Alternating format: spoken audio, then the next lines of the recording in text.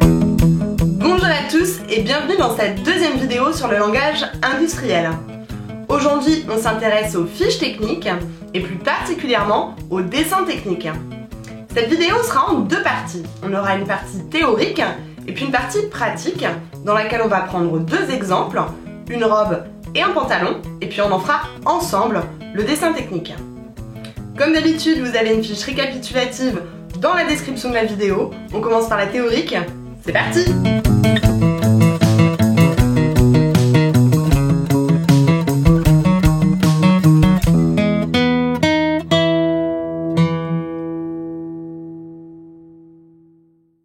Le dessin technique, c'est la représentation fidèle et à plat d'un vêtement.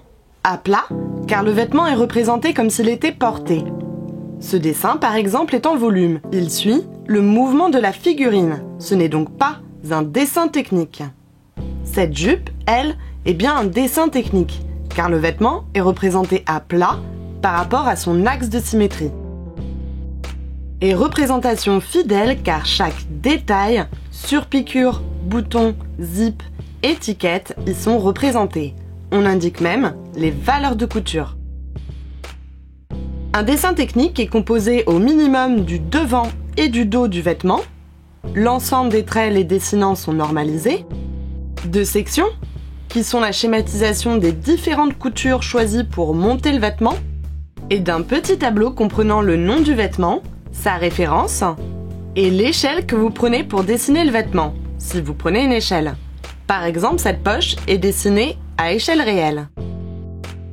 Donc sur une même feuille, vous devez avoir ces trois choses. Vous pouvez aussi avoir d'autres feuilles représentant qu'une partie du vêtement.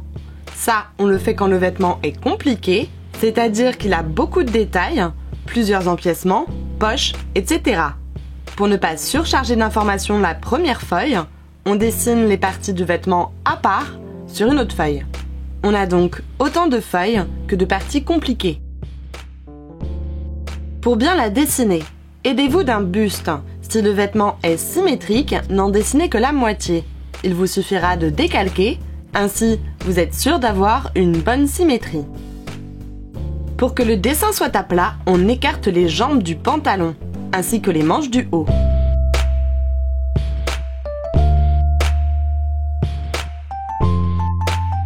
On commence par le trait continu fort. Il sert pour le contour des éléments, que ce soit pour le contour extérieur de la veste, le contour du rabat, de la poche ou d'un empiècement. À chaque fois que l'on voit un bord, qu'il soit bord franc ou bord plié, on utilise le trait continu fort. C'est le premier trait à utiliser dans la construction d'un dessin technique. Cette veste est composée de plusieurs empiècements. La manche par exemple est en 3 parties.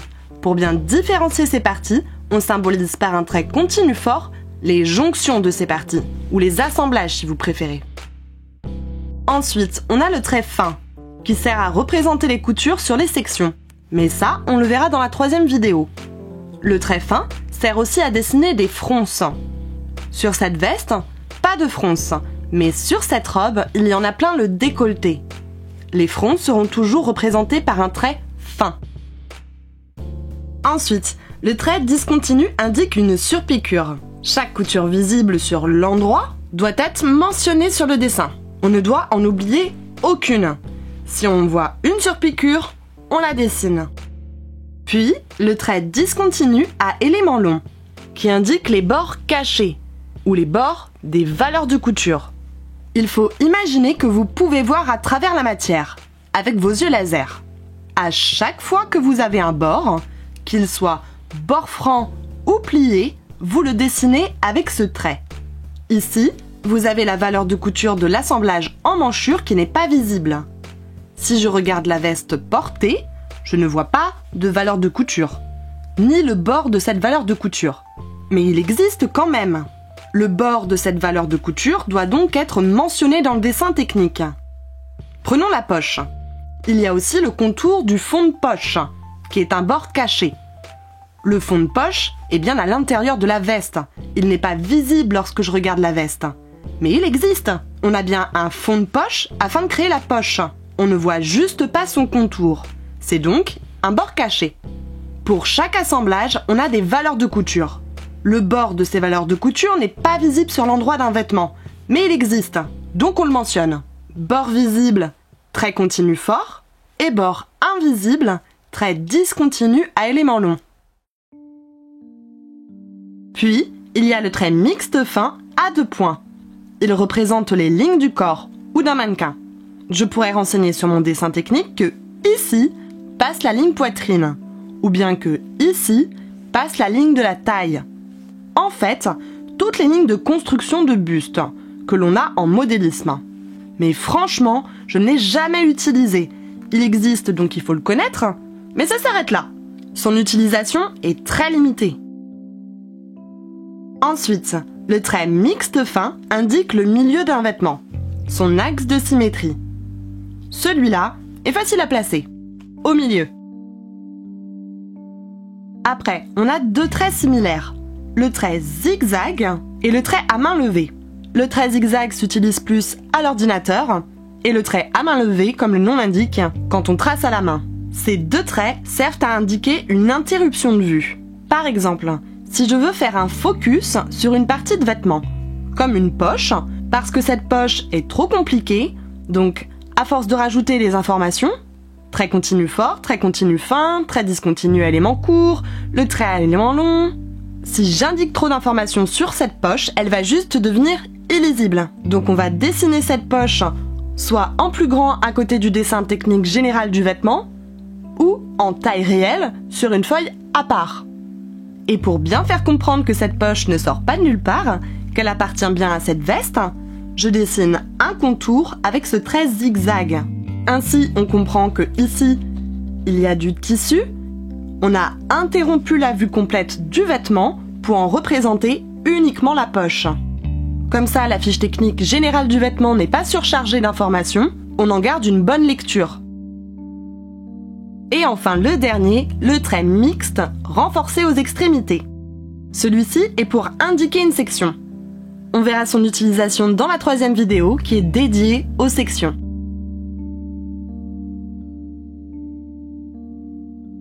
Ok, on a vu qu'un dessin technique est la représentation à plat d'un vêtement et que normalement, tout doit y être précisé. Valeur de couture cachée, surpiqûre, boutons, étiquettes, etc. Mais si la fiche technique contient trop d'informations, elle finit par devenir illisible, d'où l'interruption de vue au niveau de la poche. On va donc suivre un process, afin de savoir quand arrêter de rajouter des informations. L'exemple avec une robe longue. En premier, on commence toujours par le contour des éléments, avec le trait continu fort. En 2, on rajoute les fronces, s'il y en a. Ici, il y en a au niveau du décolleté. En 3, les surpiqûres. En 4, on met les bords cachés. Et en 5, le milieu. Pensez-vous que cette fiche technique est lisible? Ne trouvez-vous pas que ici, c'est un peu le bazar?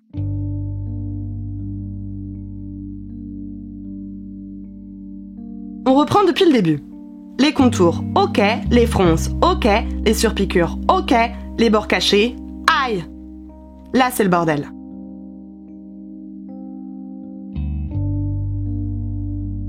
Ici et ici, on a trop de traits, on ne comprend plus rien. Sur le reste de la robe, ça va, on comprend, mais ici, c'est le bazar. Le truc, c'est que si l'on supprime juste les bords cachés à ces 2 endroits, et qu'on les laisse sur le reste, ce n'est pas logique. Soit on indique les bords cachés sur l'ensemble de la fiche technique, soit on ne les met pas du tout. La personne qui va lire la fiche technique derrière vous va avoir un problème de lecture. Bien sûr, elle peut se dire que vous n'avez pas voulu surcharger ces 2 zones avec les bords cachés, mais elle peut aussi se dire « c'est bizarre, ce n'est pas les mêmes types de finitions ici et ici ». Ou « c'est quoi cette fiche technique faite à moitié ?» Donc il vaut mieux s'arrêter aux surpiqûres et ne pas renseigner les bords cachés. Ceux-ci seront renseignés avec les interruptions de vue et les sections.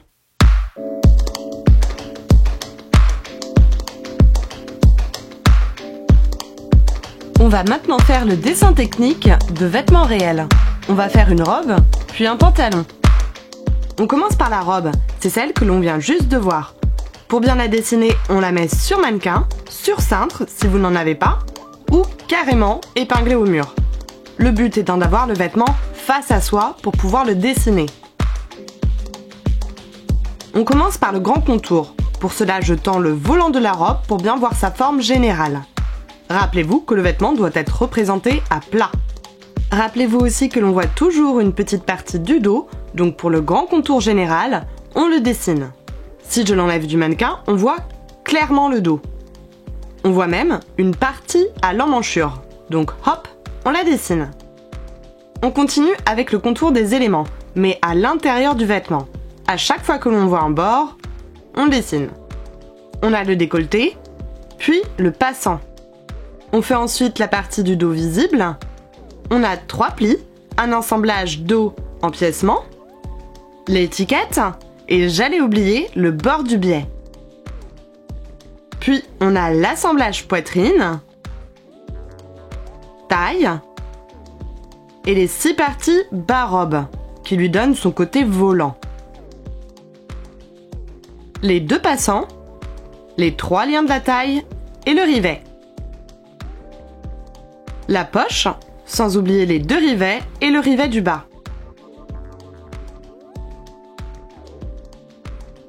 On met les fronces. Attention, pas les plis naturels du tombé de la robe, car on le dessine à plat. Uniquement les fronces, que vous retrouverez sur le patronage et le montage du vêtement. Ici, il y en a aux épaules et sur le bas poitrine.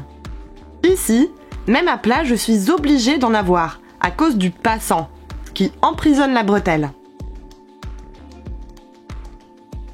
Maintenant, il faut faire la fourmi et trouver toutes les surpiqûres apparentes, surtout que le tissu a un motif qui ressemble un peu à une surpiqûre. Donc, 2 au passant, une de chaque côté du décolleté, une sous la poitrine,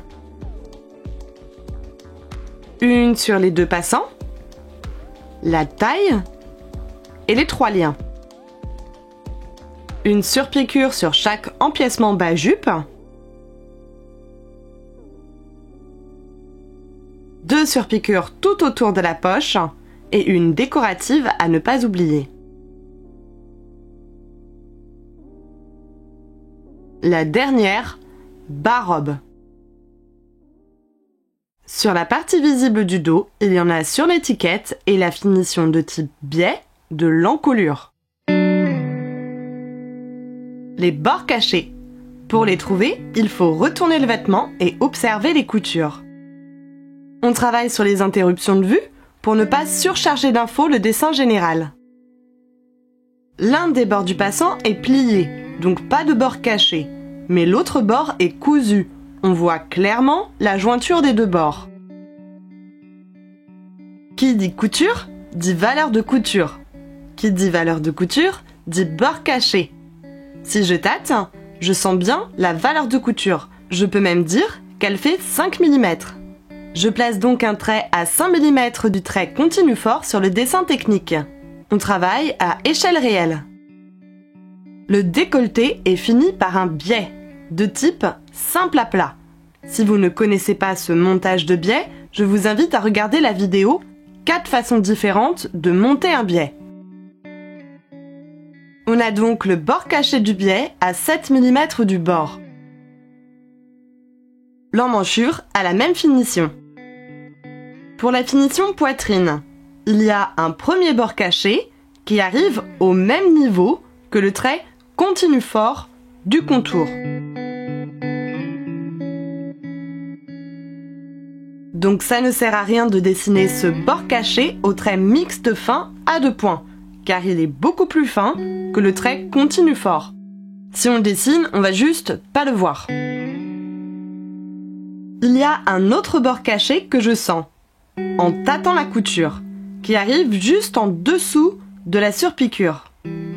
Celui-ci, je peux l'indiquer sans souci.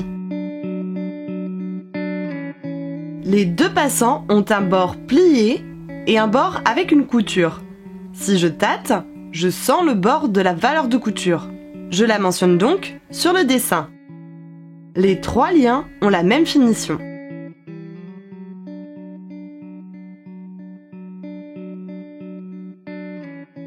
Puis la taille, qui a un bord caché surfilé. Qu'il soit surfilé ne change rien. On mesure et on reporte sur le dessin technique. Les coutures des différentes parties de la jupe ont aussi un bord surfilé caché. La finition du haut de poche est à remplir. Il y a un bord caché surfilé à dessiner. Pour le contour, là, je ne vois ni ne sens de valeur de couture. Donc le bord caché de la valeur de couture arrive juste avant la deuxième surpiqûre. Pour le devant, c'est bon. Bien sûr, il faut faire les mêmes étapes pour le dos. On passe au pantalon. Je le mets à plat devant moi et commence à en dessiner le contour. La taille, la ceinture, attention à la partie du dos que l'on voit, donc on la dessine, les passants et le bouton, le devant et la fourche, puis l'empiècement de l'entrejambe, ainsi que l'empiècement bas-jambe. La poche italienne, premier bord, deuxième bord. Pas d'autre assemblage, poche, c'est bon, rien n'est oublié. Les fronces, il y en a quelques-unes au niveau du genou. Les surpiqûres, 2 pour les passants, 1 pour la poche italienne, 2 pour la ceinture. Attention à bien dessiner celle que l'on voit sur le dos, la bringuette, la fourche, l'entrejambe et une dernière, bas-jambe. Comme pour la robe, si je rajoute les bords cachés sur ce dessin, je vais le surcharger au niveau de la poche et de la bringuette. On peut donc être tenté de faire une interruption de vue. Mais on ne va pas en faire pour la bringuette. Regardez le nombre de bords cachés. Le surfilé, le bord du zip, l'autre bord de zip, et pareil pour l'autre partie. Beaucoup trop de bords cachés. Ça donnerait un truc comme ça. On n'y comprend rien du tout. On ne va donc pas en faire pour la bringuette. Dans ce cas, pour indiquer cette finition, on va préférer utiliser les sections. Donc pas la peine de faire une interruption de vue. On mettra tout simplement une section ou 2 sections sur le grand dessin technique général. Et pour la poche, c'est pareil. Il y a trop de bords cachés à cause de l'empiècement haut de poche. Si je rajoute les bords cachés, ça donne ça. Beaucoup trop vague pour connaître exactement la finition du haut. Par exemple, cette surpiqûre bascule, qui n'est pas explicable en regardant le dessin technique. On va donc s'en remettre aux sections et s'arrêter aux surpiqûres sur le grand dessin général, sans faire d'interruption de vue. Pour que ce dessin technique soit complet, il restera le dos du pantalon à faire et puis les sections à rajouter. Une section, c'est la représentation schématisée d'une couture et ce sera le sujet de notre 3e et dernier cours de la série. Comme d'habitude, si vous avez des questions, je laisse me les poser dans la description de la vidéo. On se retrouve bientôt. Ciao!